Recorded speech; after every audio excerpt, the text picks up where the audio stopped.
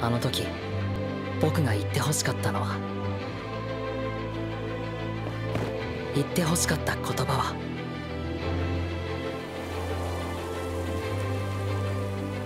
君はヒーローになれる。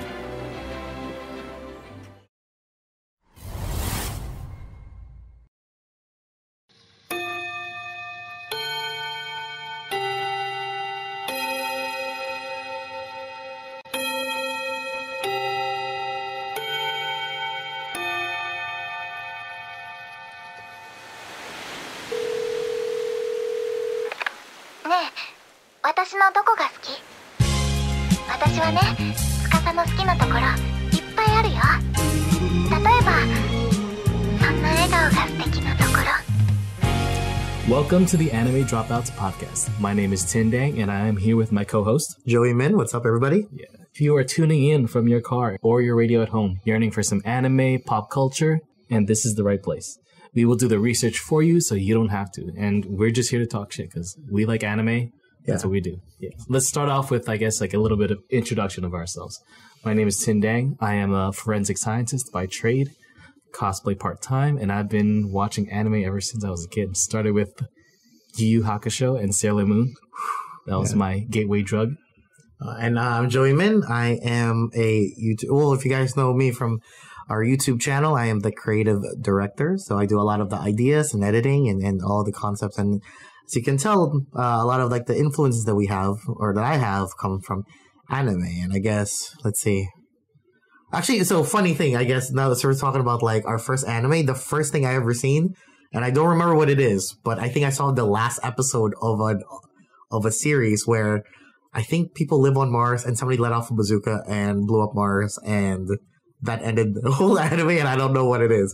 So all the people on Mars... Yeah, did all died or something. I don't... That's like... I swear that's the first anime scene I've ever seen. But besides that, yeah, I basically grew up like with Mazinger Z, Anizuki Cha-Cha.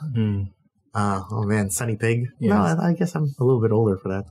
Anyways, but yeah. Yeah, I mean, with your experience in mind, we have like a pretty nice variety for this podcast. Yeah. So today's episode, we are going to do superheroes. Oof, yeah. Both Western and Eastern, or just specifically anime? I mean, we're going to cover a little bit of both. We'll start off with a little bit of history first, of course. Okay. And then we'll talk about the main series for today, My Hero Academia. And if you know, the intro quote was from All Might, episode 2. Nice. Yeah, dude, definitely love Boku no Hero. So, okay, well, yeah, you give us the lowdown of, like, heroes in anime, Mr. Tin. All right, let's go. Let's start off with news in 2018. So, anime industry as a whole reached a record $17.7 billion this year. Oh, yeah, that's a lot. Yeah. I mean, yeah, sorry, keep going.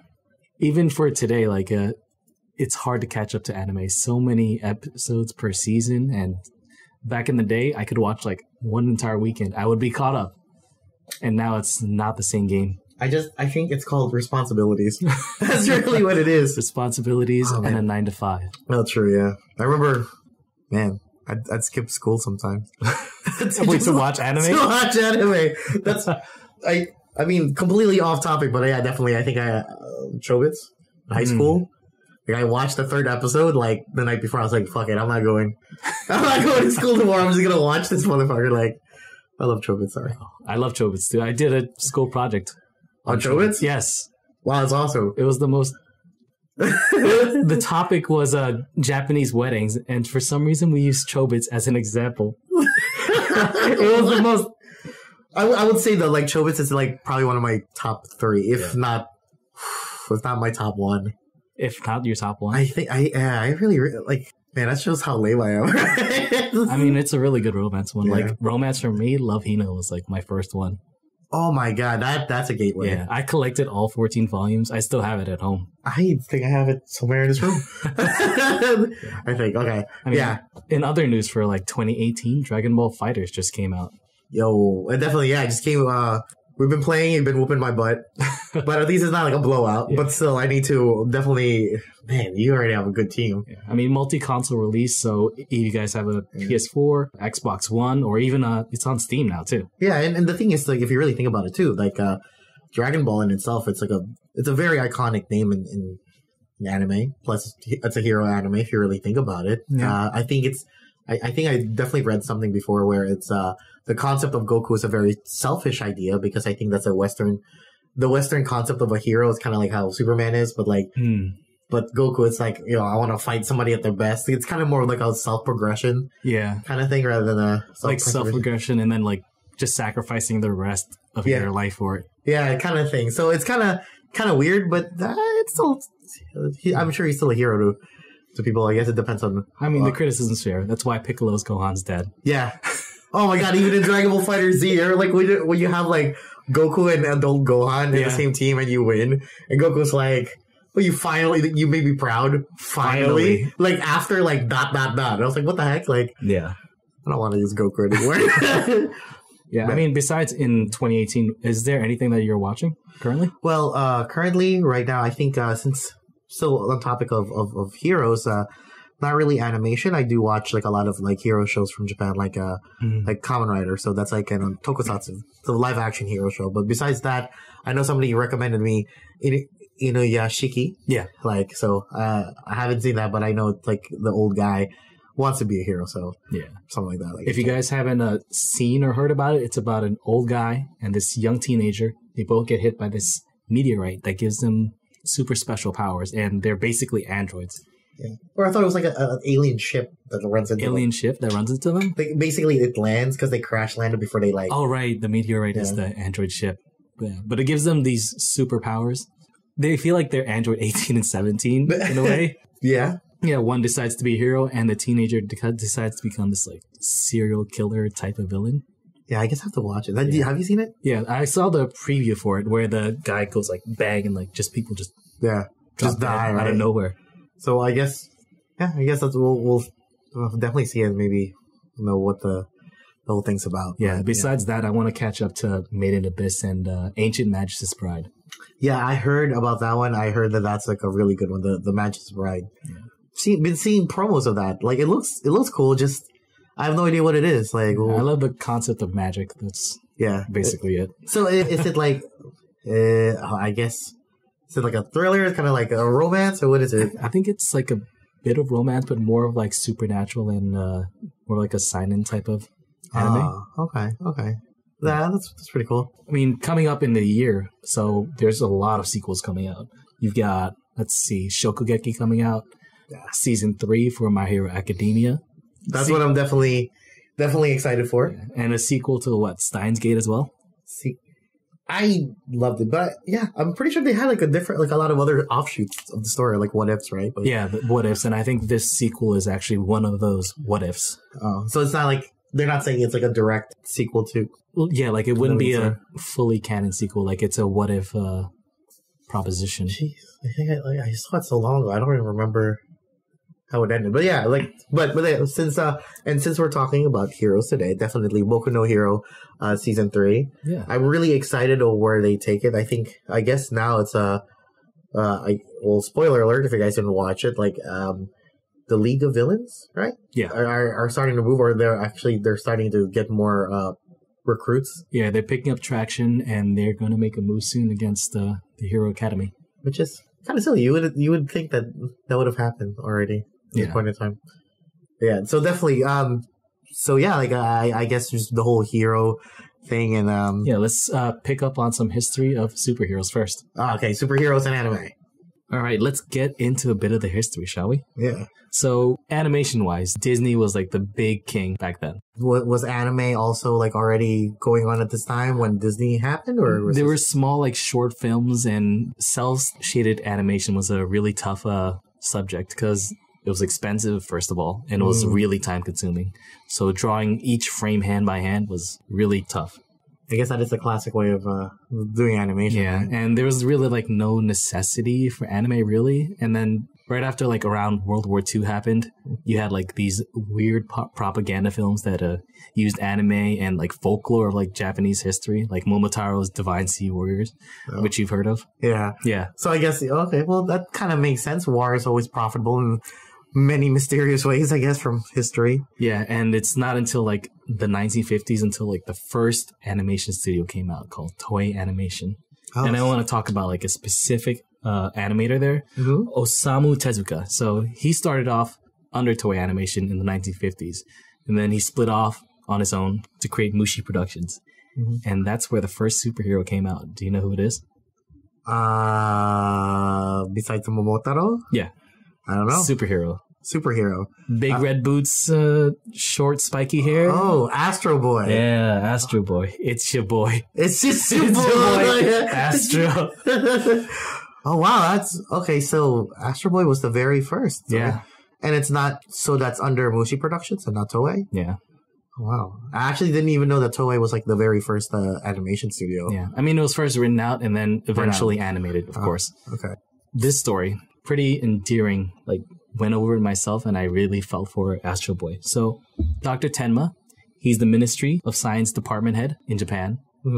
He has one son called Tobio and they live in this like futuristic kind of city. And if you've seen like Betty Boop, the animation style is kind of like that. Oh, okay. Yeah, so they're borrowing it like a little bit from like the Western audience, but then... So Disney kind of had like the Betty Boop like kind of animation because like, I mean, recently the game like Cuphead came out. It's like it's based off of that old school style of animation before they regulated it so it doesn't scare off kids. I think that's what the whole point is, right?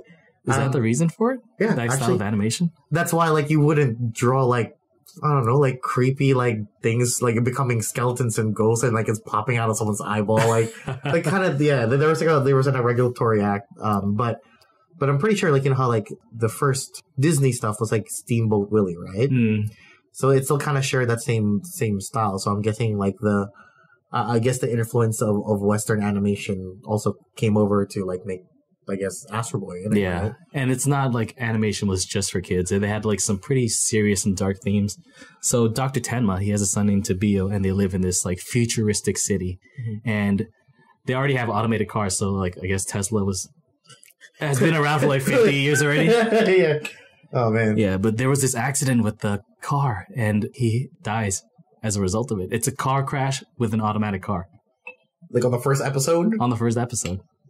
Lord, okay. Yeah, I tried watching it and it's like, what? I thought this was fun. it's your boy. It's your boy, Astro. Anyway, but so basically, okay, after that, I do remember it's like, you know, I know that the dad was a scientist, made Astro Boy to like replace the son. Yeah. Like through this like type of grieving structure. Right. So was he like built to be a superhero already, or was he like built just to be a robot? Built to be a robot, but I guess the technology wise they were really good. So he had like rocket boots. He's super strong. So it's not like the Mega Man thing, right? Like where it's like, you know how Rockman, like Mega Man was, or Mega, before he was the Mega Man we know now, he was just built to be like a house robot to just fix around the house. But he's like, he sees like crap happening to the city and it's like, I want to help save the world. I want to help save the world. And like he just got strapped. And he starts taking out like the robot. Let me build this robot. And need to pack some heat with it too. So that's not the case with Astro Boy. No, he was not the case. Yeah, he's made as an adopted son. Yeah. But, you know, robots don't age. Dr. Tenma's like grieving and it's like, this is my son, but he's not really my son. So then he gets sold to the circus. What? Yeah, he gets sold to the circus and then the circus director makes him perform stunts. And stunts including fighting other robots. So fighting his own people. His own kind. His own kind. But wait a minute. So like, then what about all those things that I've ever seen like growing up? Like he was like saving the world and stuff. Like, was that not... Oh, that actually came afterwards. After he fought robots and became he a super fighting realized robot. Like, why am I fighting my own people? And then he escapes from this circus and then decides to use his powers to help people. Dang. Yeah. Did he ever meet up with his dad again? I actually have no idea because I want to watch it. That's like I want to see the original. Yeah. Yeah. Like I'm sure probably the storytelling isn't like super like written out or like, you know, like I guess it's not really detailed in that too. That's pretty dark though. Yeah. A lot of dark themes like getting rejected by your own family, like finding your own identity. But then he becomes like this kind of like beacon of hope for both humans and robots. Oh snap! So this is like pre-Matrix. Yeah, pre-Matrix. So he was a Neo of the robot. Yeah, But since animation, like Astro Boy, it just picked up from there. There was so much steam coming out. There's birth of different genres. You get mecha, you have more superheroes. So Astro Boy, it really kind of is the one that, I guess, influenced or introduced anime to like the Japanese culture, is that what you're saying? Like, yeah, it kind of had like that the boom and the anime aesthetic that we know now. It's your boy. I can't get over that. It's so I good. hate you so much for that. Yeah. Wow, that's pretty cool. So like, I mean, there were more superhero series after that. There was a Cyborg 009, Rainbow Sentai Robin. Cyborg 009 was like pretty. Yeah. Wait, that's the dude that's like with the red shirt, gold scarf, and like the brown hair, right? Mm-hmm. He's basically Mega Man. Yeah, and that's it's okay. I mean, that's where you get like these later inspirations from, anyway. Oh my god, that's actually pretty cool. Okay. Yeah. I mean, I'm looking this up. I want to look back at these series because they kind of like paved the way for everyone. I think didn't they remake Cyborg? I thought they did, but anyways. But yeah, that's pretty cool. Oh, okay. Didn't think that Astro Boy would be a very influential thing, but I guess it is. I mean, influential. Like now we have, what is it? One Punch Man like made a huge boom in 2016 and 2017. So how long ago was it? I mean, it was the one shot or manga by one was much earlier than that. But the web animated. The web manga. Yeah, the web the super shitty one. Well, the drawings. But I think it actually helped to the story of One Punch Man, right? I really liked it though. It's very endearing. Yeah, and even after Astro Boy, like now in modern culture, superheroes are making a comeback. Yeah, I mean, there's a lot of like the Western too, I guess. Yeah. But what's up? Like, yeah, Marvel, DC coming back. So many movies are out, and I can't wait for Black Panther coming out next month. Oh yeah, dude. So Astro Boy paved the way for so many superheroes, and I think I want to talk about one series in particular, My Hero Academia. Yeah, of course. That's like the biggest biggest anime actually. They came out like last year, anime-wise. Yeah, right. Because I feel like they got their second season within the same year. Yeah, and it's like such a mass appeal. It felt like when Sword Art Online first came out, and you would see that shit everywhere. Yeah, everybody actually. Yeah. Oh man, I mean, because the fact alone that I think even local Halloween stores actually had like the suit that the gym suits from Boku no Hero, which is awesome. Yeah, if you guys know the chain store Spirit of Halloween, I bought my Academy uniform there. But it was quality, right? Yeah, it's quality, and I go to the gym with it. You are a weeb. So with I guess Boku no Hero, right? So it's like I heard that the third season is coming out this year. Yeah. And so like, what do you have about Boku no Hero then? Yeah, I mean, we're gonna talk about like the American influence of it, and then like the Eastern ideals too. But for a shonen genre, I think it's a really interesting take on superheroes. It feels like X-Men, but like a coming of age story. Yeah, I think. Yeah, I guess that's what makes it more appealing is because of the fact that it's not just that. Oh, this is a hero. Like, I guess if you really think about it, I'm not sure if this is a very apparent like story design that like a lot of animes or even like video games that I see is like the concept of like, because we already know that like from the beginning of the anime you hear Deku actually saying that he is the greatest hero that lives right now because he's telling the story of how he became that.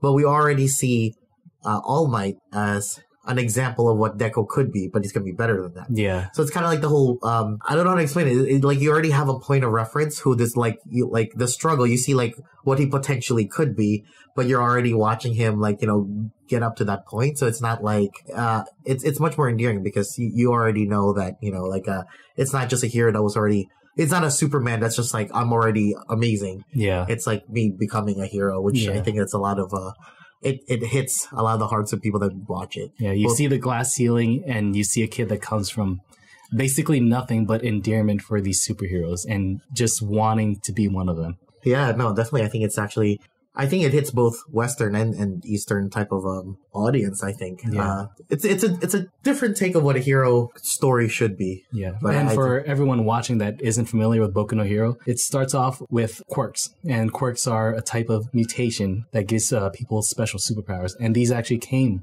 over to several generations. And I think now we're in the 7th or 8th generation of quirks and quirk users.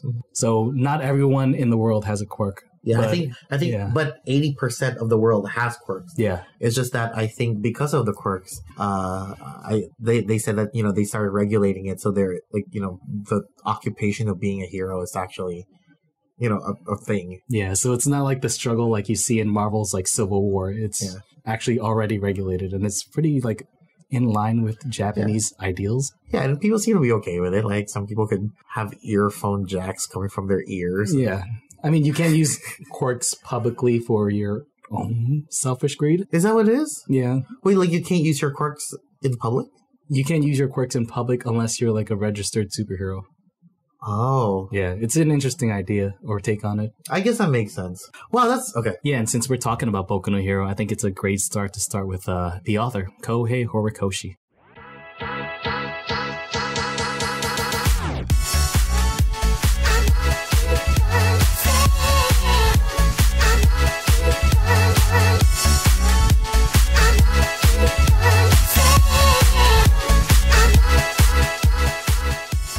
Yeah, I don't know anything about him. Yeah, I think that's kind of like the idea for this podcast, where it's like a little bit of background information. Oh, okay. Yeah, it's kind of like an extracurricular activity. Yeah, no, I kind of like that.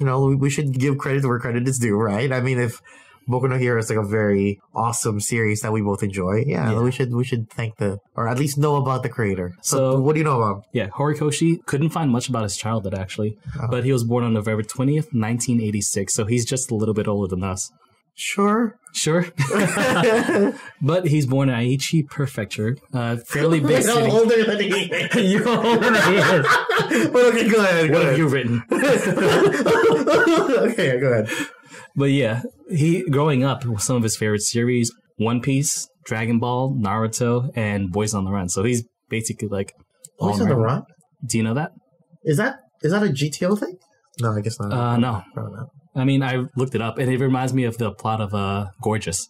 Really? Yeah. So, summary of it, a 29-year-old lonesome salesman falls in love with a woman at work, but his rival actually ends up being with this woman first. Yes, and as an act of white knighting, I guess, he takes up boxing and tries to fight this rival. I'm serious. Word? That's the plot for it. Word by word. Wow, that's okay. Yeah, I mean, anyway. I guess so he beats him up and wins the girl? I hope not. Well, I mean, yeah, it's different. We're in a different world now. Yeah, different culture back then. But anyway, yeah, he went to Nagoya University of Arts, so he went to school for his actual profession. Oh, wow. So is that where pretty much a lot of like famous yeah, it's a big university, so I'd imagine a lot of artists started off there. All right. Are you ready for a pop quiz? All right, pop quiz. All right. How old do you think Horikoshi was when he first appeared in a magazine? Well, if he's from 1986 and he just made Boku no Hero, and that's his most famous thing, I'm guessing he's... Most famous, but he has more. Oh. Yeah. Dang. Oh. All right. You take a shot in the dark. Okay. So, the 20... It's 27. You know it's a good number. No. Much younger. 16? Oh, you were 1 year off. He was actually 15. Oh, really? Appeared. Yeah. I figured that's when people start drawing already. Like, yeah, he was actually featured in One Piece's volume 23.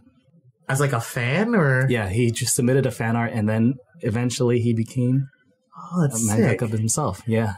That's pretty sick. Yeah, I think it's like a really good starting point for him, because that's like a good hero story in itself, right? Yeah. I mean, years later, Oda even like congratulated him on starting Boku no Hero. Oh, that's sick. Yeah. But when did he start Boku no Hero? Like, did it get picked up to be animated like very shortly after, or not really? For people submitting artwork and manga series, there's a series called Weekly Shonen Jump, and that's like a pretty cutthroat magazine where you submit weekly, and these magazines are really competitive. So if you don't have high ratings or high rankings, your shit gets cut quick. Oh man. Yeah. This is the YouTube of manga. Yeah. And he had two series that came out before that. So two of them, Omazu and Sensei no Barrage. Sensei no Barrage? Yeah. I feel like I heard that. Yeah, they both started off, but then they were quickly dropped, obviously. Oh, man. Yeah. And our boy fell into a little bit of a depression after that. Oh. Yeah. Oh, but it's your boy. It's your I'm never getting over that. I'm sorry. It's because of you, man. That's stupid Astro Boy. But yeah, so okay. Yeah. And this stumbling block was pretty tough for him. But he had this one shot called My Hero. And eventually that became My Hero Academia. One shot just basically is just like a one storyline, kind of like one issue storyline. Yeah, one issue storyline. And in this one, the main character, Jack Midoriya. Sound familiar? Okay. Yeah. Yeah. He's actually a salaryman that sells hero equipment. Oh, that's sick. And he had to like, wait, I want to read this one shot now. Yeah, get back into the one shot. It's actually pretty good. Dang. So basically, Shonen published that, like that one shot, and people liked it, and I guess, that's sick. That's kind of cool. Yeah, and then after that, My Hero Academia just jumped in popularity from there. Yeah, it definitely is a good and good formula. You think, like, I guess he maybe brought it on from his own life experience, I guess, being a manga artist, trying to like rise up through the ranks. Dang, that's cutthroat. Yeah, rise up to the ranks with like no skill. But at the same time, though, if you're at least published for a little bit on Shonen, if it's not really that cutthroat, that's actually pretty good, though, right? Yeah. Wow. I mean, on his third try, he got it. So 3 times the charm. The successful one. But then again, wouldn't you consider success just getting on Shonen? I think that's success on its own. Yeah, that's pretty hard. But I guess, yeah, probably man that deserved it. Never stopped working on his ideals. That's very All Might-ish. So My Hero Academia, and let's start off with favorite characters. Joey? I mean, oh jeez. You know, maybe because I didn't read the manga, right? And I obviously, for people that watch our YouTube channel, I really like martial arts. So it's kind of funny because there's those two girls that I think. Okay, there was one girl in the anime. She's dressed in a Chinese chipao, and she's red, and her like quirk is Big Fist. I never read the manga. I don't know if she's already appeared. Oh right, she's from class 1B. Oh, I think she's from like 1A. 1A is Midoriya's class. I think she's in 1B. She's 1B? Yeah, but she is still in a UA school. Yeah, like I would assume she's a martial artist. Yeah, her quirk is Big Fist. Yeah, Big Fist. Yeah, exactly. Yeah. So I would assume that she's. But yeah, so I don't know what she does, but right now, I mean, just the idea of the fact that I don't know. I guess because this is one of those things is like the hero I like would be like what my superpower. Right, what you'd envision yourself to be? I want to control time, but you want to control time. But I've thought about this for many minutes, like since high school. I think I have revised this idea of my superpower if I could have it. I want to control time. Control time. That's really OP. That's really OP. Yeah, but I have limitations. Like obviously, I don't want to go far back, like too far that I can't see the implication, like the direct implications of my actions. Okay. Right. So I can't go back like 100 years and like slap somebody, and next thing you know, like the world is run by Nazis. Right, so you wouldn't know the butterfly effect. Yeah, so basically, I like the farther back I go, the butterfly effect, it's much more. So is that the only drawback of your quirk? I think so. Well, it's still OP. Right, I got a hero costume to go with it. Oh no, I would basically, dude, I would fight like Hit. Because I'm a martial artist, right? Okay. So I would fight like Hit in Dragon Ball Super. Yeah, if you guys haven't watched Dragon Ball Super, get on that. That's awesome too. Now, yeah, it's a good tournament arc sort of going on right now. It's very classic Dragon Ball. Like I watch it with Intern, and she's never seen the original, or at least Dragon Ball Z, and she's like, "Why are these episodes so long?" I was like, "That's Dragon Ball. That's the format." Yeah. But how about you? What's your superpower or your favorite superhero? My favorite hero actually right now is Kirishima. That is the steel body. Wait, hardening quirk. Hardening quirk. Yeah, I just like that his desire to be a man is like fuck, like getting hard. Just that's the. I think it's the unbreakable will part of it that's really endearing to me. He feels like Midoriya in a sense. Yeah, I mean, the funny thing is, what I really like ultimately about My Hero, like the characters there. Like some of them, like some of their powers are very simple or very like straightforward. But the more abstract it is, it's just really how you use it, and I think it's just funny. Yeah, I think because you were telling me about like the manga about that there's like they're basically like My Hero Academia Dropouts, right? Yeah. And one has like his name is Cockroach or whatever. Yeah, there's actually an offshoot series called My Hero Academia Vigilantes, and it's unlicensed heroes basically. And one of the main characters is, I think his name is like Roach or something, but his power is that he has 3 points of contact with any surface, and he can glide along it and change momentum anytime he wants. Like he could just vector, like just turn. Yeah, like just vector moving. See, and that's funny to me. Yeah. So basically, he just gets down on like he's about to hike a ball, and he could just zoom, go anywhere he wants. But like, does his mind perceive that speed? Yes, he'd actually be able to like fight with it too. Dang. See, that's cool. Yeah. And I kind of like that concept. They're like hero dropouts. Yeah. Wow. Maybe. I mean, it's not about like your quirk. It's more about how you use it too. Yeah. Yeah. So that's why I think it's really cool, like how you're explaining that. Yeah. So, and I think now that I think about it too, like all of those other people, like I think one of the, what's it? There's this dude that could like talk to any animal, but he's afraid of like insects, but he had to like talk to the insects to like help him out. I thought that was really cool, but he's just a quiet dude, and his power is like talking, which is kind of funny. It's just like you're even like your greatest fear is like your greatest power kind of thing. There's use for like every quirk in society, I guess. You don't have to be a superhero, basically. Yeah. Yeah. So, which is weird. I wonder if there's like company, like, and this is completely sidebar from the conversation, but like, I wonder if there's companies that hire people because of their quirks, and if they're allowed to use their. Actually, most likely, because there are other agencies within UA that recruit students. So there's like the business section of UA school where a lot of other students go. Because like, what if like somebody has, I don't know, like that dude with like the multiple limbs? I don't really understand the concept of that character, but like, dude, he'd make a great chef. Oh yeah, if he like culinary arts. I think with his limbs, he gets the extra abilities from those limbs, so he could actually, just grow extra ears if he wanted, and then have like a heightened perception. Oh my god, that is incredibly gross. That's incredibly gross, but it's cool. I mean, if I had a quirk, I'd use it too. So, okay, well, what would your quirk be? For me, I thought about it a lot, and I would want to create portals with it. Okay. Yeah, I mean, also, quirks are genetic, so you can get part of a quirk from your mother and part of it from your father as well. Right. So, I mean, mine's just completely both of, I don't know, makes sense. I mean, my drawback would be that I need to know, like, the schematic or layout of a place, so I would be awesome for infiltration kind of missions, and it'll work for combat too. No, I think you'd be better as, like, you need to have somebody scout it first to tell you. That works too, yeah.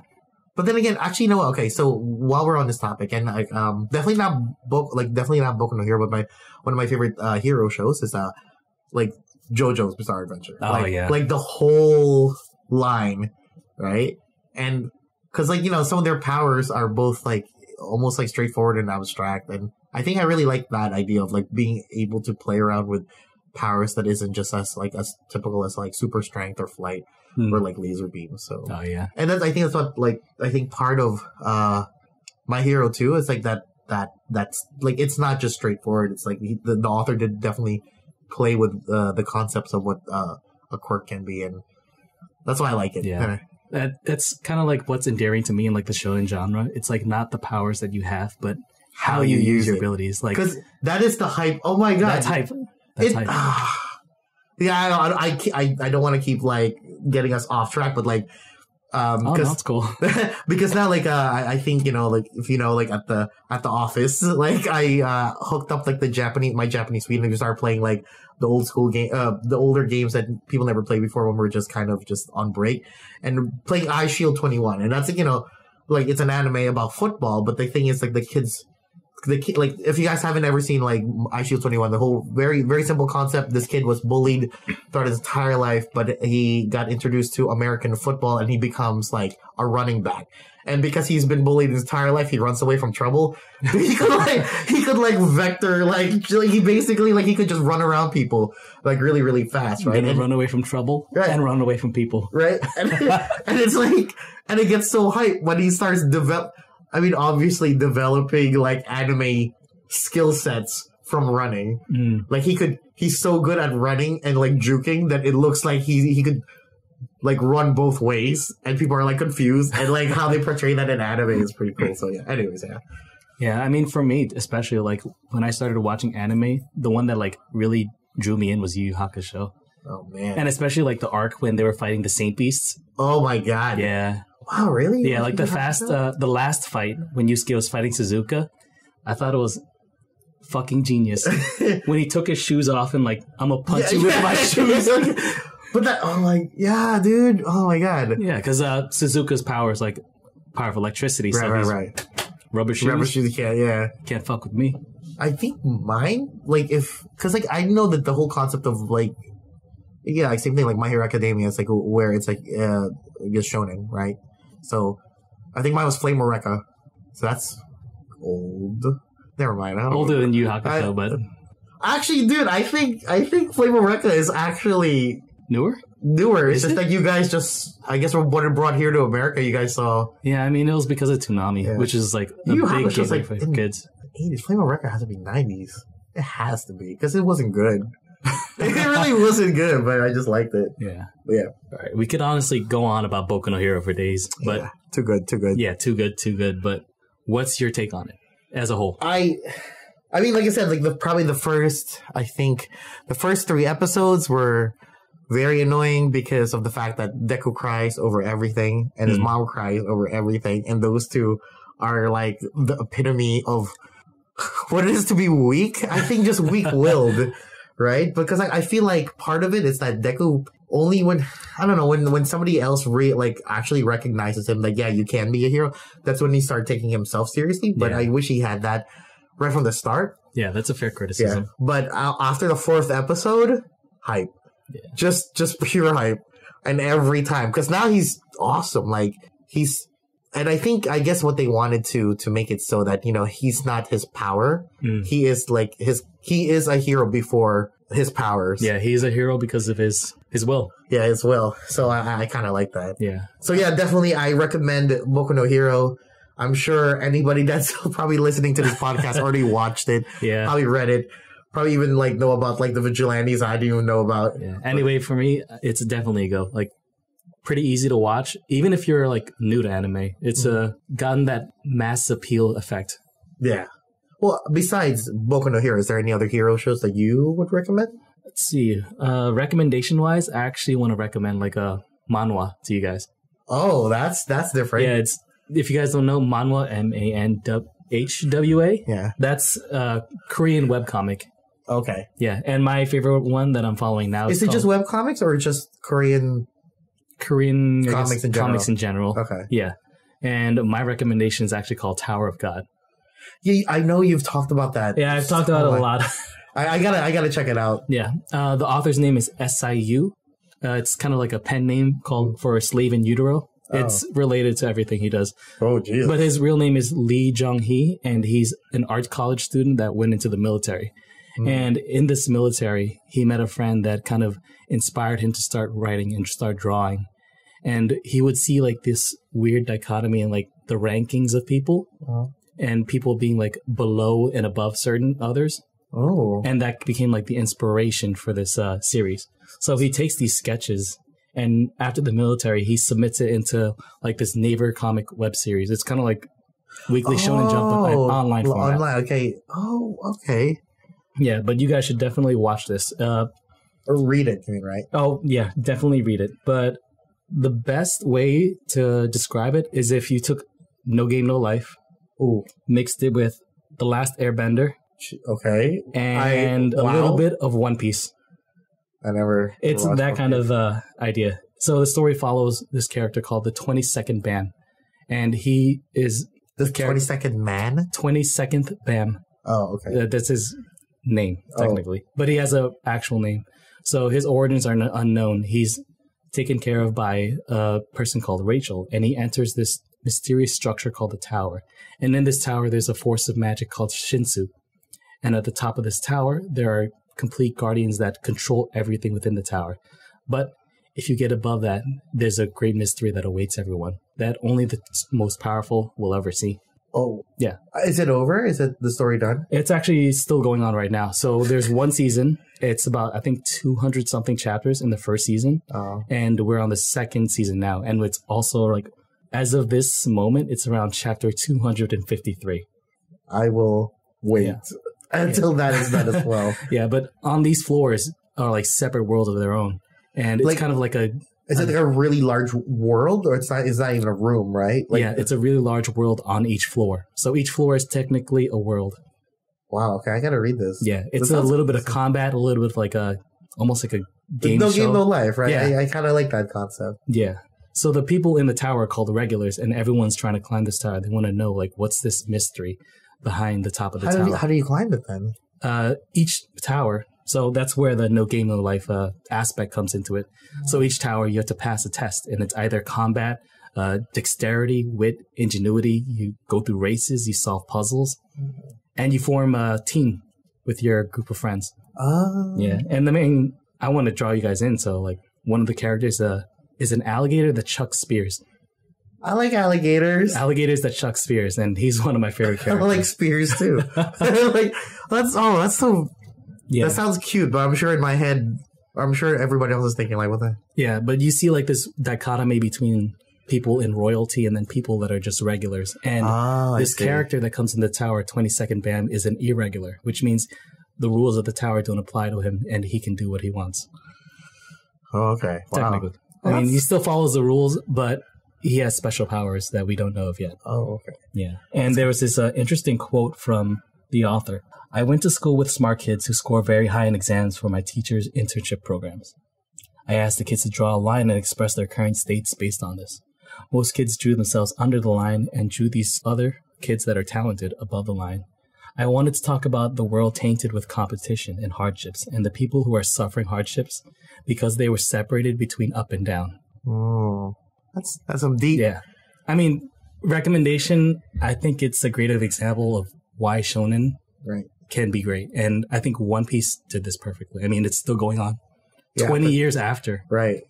And they just celebrated the 20th anniversary last year. It's kind of crazy. Actually, that's a really good indication of how much like anime and I guess hero anime has kind of like affected the world, right? Like, you know, in the sense of like, I remember when I was younger, when I moved here to America, there wasn't, I think I remember I drew like a picture or something like in class in school about like some dude, like basically Goku throwing a Kamehameha wave, right? And somebody goes, like, I remember somebody goes like, wow, that's a really big like Ryu fireball. And I was like, oh my God, I just realized no one knew what Dragon Ball Z was, right? So, but now fast forward to now, like everybody knows. Yeah. Like everybody in the world. But then again, I think it's like the power of internet. Well, that's like another topic right there. But yeah, definitely. It made the world smaller. It's kind of cool. Like everybody sharing the same love for that story. Yeah. You know? I mean, it's just a fun mass appeal that anime has hit right now. I mean, you see everything in Hot Topic. $17 billion market, right? Yeah. Billion. That's nuts. Yeah. And I think we're just starting to see it. Like every year, it just keeps improving. Definitely. Yeah. I mean, do you have recommendations? Well, since you were considering manhwa, I would like to consider something else. Like if you guys actually really do love hero shows, I'm a big fan of tokusatsu, which is like live action Japanese shows that are usually hero shows. So Kamen Rider Build right now is actually really, really awesome. If you guys, I believe the person I don't know about this one, but like the person that wrote like Magical Girl of Madoka, he did one of the seasons, one of the series. So like you can you can already, if you guys ever watch Magical Madoka, like it starts off cute, like So like I think it was really cool. It's one of my favorite series too, Kamen Rider, but it's called Kamen Rider Gaim. Very simple. It's just like these kids that are, well, not kids, they're probably teenagers. They have their little dance troops, and they're like little gangs, and they like dance battle each other for like places in the city, all the way up to like, then it becomes like this, then somehow like this alien race from another dimension start taking over the world, so Japan has to be forced to let off nukes that kills off 80% of the world, right? Then stuff like that. Then there's murder, and there's like really like people getting crazy, and like ascension to being a god. Like the story is nuts. So if you guys really like Magical Madoka, and maybe never seen like it's kind of corny when you see like these hero shows where people are in suits. If you can if you could suspend your belief and just really believe how it is, there's some really awesome stories, because the guy who wrote Magical Madoka did Kamen Rider Gaim, and I was like, man, like at first, or like the first like 10 episodes, I'm like, this is like so lame. Then it went to shit so fast, and it got so dark, and I was like, okay, this is awesome. But That sounds like an interesting take on it. Yeah, Kamen Rider every year. You guys check it out. All right. And now it's time for my favorite section. We're going to play a little game. Oh, is this going to be like... is this going to be at the end of every podcast? I think every podcast will try like a different format and see what sticks, but I think this one's a good start. Okay, all right. All right. Ready for your game. All right. I'm not sure if you're ready. Oh. Before we start, kiss me.